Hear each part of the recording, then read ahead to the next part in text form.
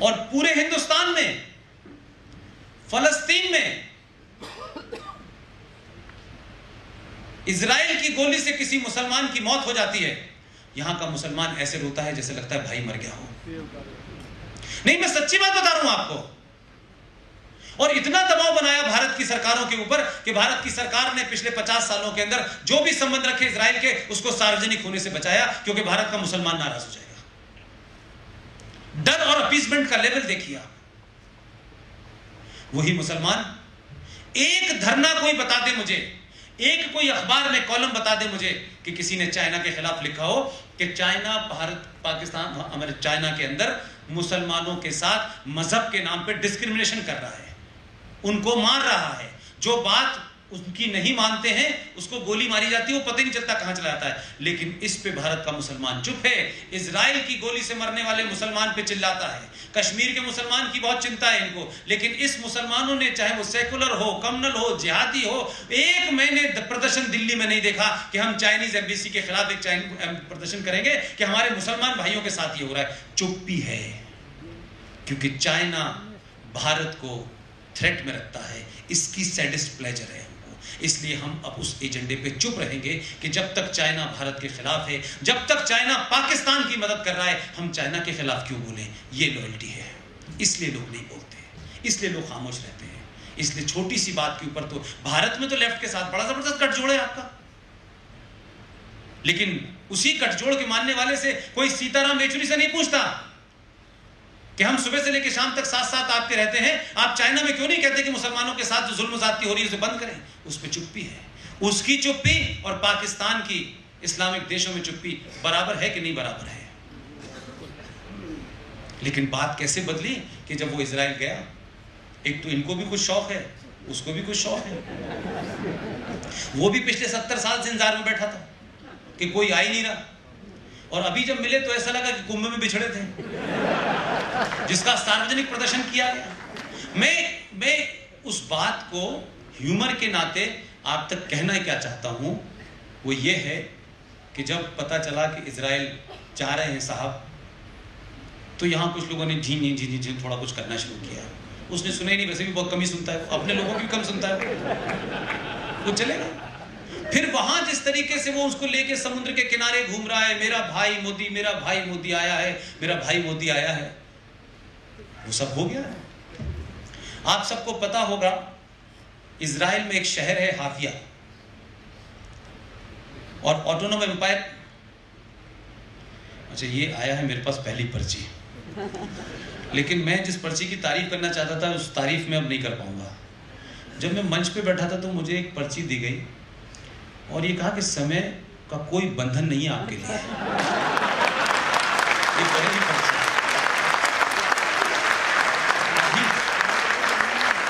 लेकिन इसमें एक राइडर लगा हुआ है। अब ये राइडर की वजह से मानना पड़ेगा, अब ताई बैठी हुई, लोग कहेंगे कि ताई के अंडर पे भी ऐसा हो रहा था। इसमें लिखा है 10 बजने वाले हैं, चुनाव आचार संहिता का पालन करें।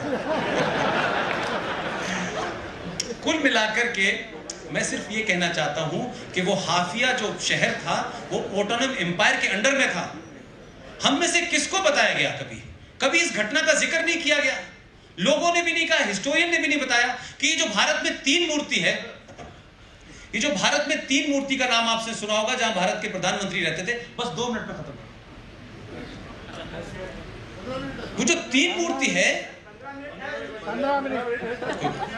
अरे भाई आप तो अपने घर चले जाएंगे, कार खड़ी हुई है। मुझे बॉम्बे यही लोग भेजेंगे, अगर टिकट नहीं दी तो मैं कहां जाऊंगा? सब थोड़ा तो ख्याल मेरा भी कर लें। आप चिंता नहीं करें, जाने नहीं देंगे। मैं जो बात आपको समझाना चाह रहा हूं, ये जो 3 मूर्ति चौक है दिल्ली में, इसके बारे में किसी को पता था? किसी को नहीं पता था। जो इजराइल का शहर हाफिया शहर है वो ऑटोनोम एम्पायर के अंडर में था। तो भारत की 3 कैवलरी के उसमें सिंबल बने हुए हैं, उसमें शायद एक मराठा है। तीनों भारतीय सेनाओं के सिंबल है। ये वो तीनों सेनाएं थी जिन्होंने जाकर के हाफिया उस शहर को ऑटोनोम एम्पायर की फौज से आजाद कराया था। मैंने फिर कहा आपको 5000 साल पुरानी सभ्यता का बोध ना हो जाए, आपको आपको अपने माजी पे गर्व ना होने लगे, आपके अंदर वो पुरुषार्थ पैदा ना हो जाए, इसलिए इस देश में आपको इतिहास ऐसा पढ़ाया गया कि आप सुबह निकले तो घर के बाहर औरंगजेब रोड देखें, घर के बाहर आप बाबर रोड देखें, आप जिंदगी भर इसी कुंठा में रहे, क्योंकि आप सच जान गए तो आपसे ज्यादा दुनिया में ताकतवर कोई नहीं होगा। इसलिए आपके इतिहास में नेताओं ने जानबूझ के आपको यह पढ़ाया, सच बात नहीं बताई कि अपने ऊपर गर्व करो कि तुम्हारे पूर्वजों ने पूरी दुनिया में क्या क्या करा और तुमने दुनिया को क्या क्या दिया, ये पता ना चले। इसलिए आपकी हिस्ट्री में अकबर महान, बाबर महान, औरंगजेब महान, यही पढ़ाया जा रहा है जिनके बारे में हमें पता है कि हमारी माओ बहनों के साथ क्या किया गया, हम वही पढ़ते हैं। लिहाजा हमने सोच लिया है कि हम बौने लोग हैं, आप बौने नहीं हैं। अपने इतिहास को जानिए, अपने आप को जानिए, अपने में विश्वास रखिए। दुनिया में आपसी कोई कौम पैदा नहीं हुई है, लेकिन अपने पुरुषार्थ को जगाइए। वो पुरुषार्थ कब जगा? छोटी छोटी बात का मतलब बता रहा हूं मैं आपको। वो क्या हुआ कि जब वो वहां गए तो आपके देश में उसकी रद्द-ए-अमल इसलिए नहीं हुआ कि आपके देश के अंदर बड़े secularism, communalism, political right wing का चक्कर है। उन्होंने हाफिया शहर की जो स्कूल की किताबें थी उसमें इन तीनों सेनाओं के गौरवशाली इतिहास को कोर्स में जोड़ दिया। ये 5 साल पुरानी कहानी है, लेकिन हम जो हमारे गौरवशाली इतिहास को जानते भी हैं, हमको बताना भी चाहते हैं, हम उनके साथ भी रेसिप्रोकेट नहीं करते हैं। अभी क्या हुआ, जब वो भाई इधर आया तो ये भाई लेके घूमा उसको। तो इन्होंने क्या किया कि 3 मूर्ति चौक का नाम अब हो गया है 3 मूर्ति हाफिया चौक। अब जब जिस आने वाली जनरेशन को जब ये पूछेगी कि 3 मूर्ति क्या है और ये हाफिया क्या है, तो इतिहास पता चलेगा, और जब इतिहास पता चलेगा तो उसे अपने पूर्वजों पे गर्व होगा। छोटी छोटी बात का मतलब है। आखिरी बात कह के मैं समाप्त करता हूं। पहली मन की बात सुनी थी मन की बात? नहीं, मैं सच में पूछ रहा हूं, कोई मतलब की बात थी या नहीं थी, मुझे एक ही बात मतलब की लगती है। मैं इसलिए रिपीट कर रहा हूं कि ऐसा नहीं है कि आपने जिसे जिता दिया है वो जाकर के वो सड़क ही बना रहा है, वो डेवलपमेंट ही हो रहा है, वो तो हो ही रहा है। उसकी जो लिमिटेशन है, मैं फिर कह रहा हूं, मेरे जीवन में कोई पार्टी का कोई लेना देना नहीं है, मैं वोट भी कभी नहीं दे पाता हूं बहुत सारे समय में, लेकिन अगर किसी के अंदर ने कोई अच्छी बात कही है तो उस अच्छी बात को अच्छी कहने से शर्माना नहीं चाहिए कि मेरे कहने से ये हो जाएगा वो हो जाएगा। मैं कौन हूं? पहली मन की बात और पहली पार्लियामेंट के भाषण को एक एक लाइन सिर्फ उसमें से याद रखनी थी, बाकी सब छोड़ देना था, तो आपको पता चल जाता इसका रास्ता किधर है। पहली मन की बात में एक छोटी सी कहानी सुनाई उसने। संवैधानिक पद पे बैठा हुआ है, उसकी लिमिटेशन को समझिए। वो मेरी तरह नहीं बोल सकता भाई। उसने एक ही कहानी सुनाई, और वो कहानी जिनके लिए थी पता नहीं उनकी समझ में आया नहीं, दुश्मनों को समझ में आ गया कि ये कुछ और कह रहा है, ये कुछ और कह रहा भाई। तो घबराहट हुई। उस मन की कहानी में छोटी सी कहानी ये थी कि एक शेर और शेरनी जंगल में अपने 4 बच्चों के साथ जा रहे थे, और शेर शेरनी ने एक भेड़ों का ग्रुप आया। तो शेर और शेरनी की उनकी एक प्रवृत्ति होती है कि वो शिकार करते हैं। शेर शेरनी शिकार करने के लिए आगे दौड़ गए, काफी दूर निकल गए। उनके 4 बच्चों में से 3 बच्चे भाग भाग के माँ बाप के साथ चले गए और शिकार करके शेर शेरनी जंगल में चले गए। पीछे देखा उनके 3 बच्चे हैं। बात खत्म हो गई। कई साल गुजर गए, 700 साल गुजर गए, पता ही नहीं चला। लेकिन एक दिन शेरनी जब वापस उधर आई तो उसने देखा कि भेड़ों के झुंड में एक बच्चा कुछ उसे अपना जैसा लग रहा है। तो वो उसके पास गई, उससे कहा कि तू शेर का बच्चा है। वो उससे बोला नहीं मैं सेकुलर हूँ। और समझा, तू शेर का बच्चा? नहीं मैं सेकुलर हूँ।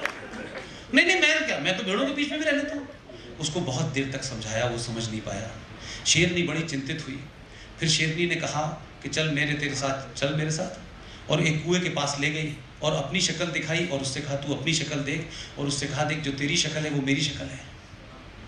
बड़ी कोशिश की उसने। आखिर में उसको कुछ एहसास हुआ कि ये कुछ शक्ल मेरी लगती। फिर उसके बाद शेरनी ने दहाड़ मारी। तो जब उसने दहाड़ी शेरनी तो उस बच्चे को भी एहसास हुआ, वो भी दहाड़ा। और उसके बाद वो मान गया कि मैं तेरा बेटा हूँ। तो 2014 में बटन दबाने के बाद आपको एहसास हो गया कि 700 साल के बाद आप भी शेर हैं। आपको अपने होने का गर्व होना चाहिए। आप रास्ता भटक गए थे, कुछ हालात बदल गए थे, कुछ लोगों ने ऐसे हालात कर दिए कि आप अपनी पहचान भूल गए। अगर आपको किसी ने अपनी पहचान की याद दिला दी है तो पूरी ताकत से आप कहिए हम शेर की औलाद हैं, हम भेड़ियों की औलाद नहीं है। लिहाजा कटना बंद कर दीजिए। इसलिए मैं कह रहा हूं आचार संहिता का उल्लंघन ना हो, मेरे जाने के बाद यहाँ के लोगों को दिक्कत ना हो, ऐसी मेरी कोई मंशा नहीं है। आप सब लोगों ने मेरी बात को इतने तहम्मुल के साथ, इतने धैर्य के साथ सुना है, मैं वाकई इस बात से बड़ा खुश हूँ। मैं कभी नहीं समझ सकता था कि इतने विद्वान लोगों के बीच में मैं बोलूँगा, और इंदौर में तो विद्वानों की कमी नहीं है। अब ऐसी जगह ताई बैठी हूँ, मेरा बेटा अक्सर जब भी ताई को देखता था वो कहता था कि ये दिन में कितनी बार प्लीज़ प्लीज़ प्लीज़ कहती है, तो वो परेशान रहता था। मैंने कहा यार पता नहीं, मैंने कहा पूरे 5 साल का काउंट करो, पता नहीं इतनी प्लीज़ किसी ने बोली होगी कि नहीं बोली होगी। मैंने कहा लेकिन यार तुम जैसे बच्चे मान जाते हैं, लेकिन इतने बड़े बड़े लोग इनकी बात तब भी नहीं मानते। तो मैं समझता हूँ कि मैंने अपनी बात कन्वे कर दी है।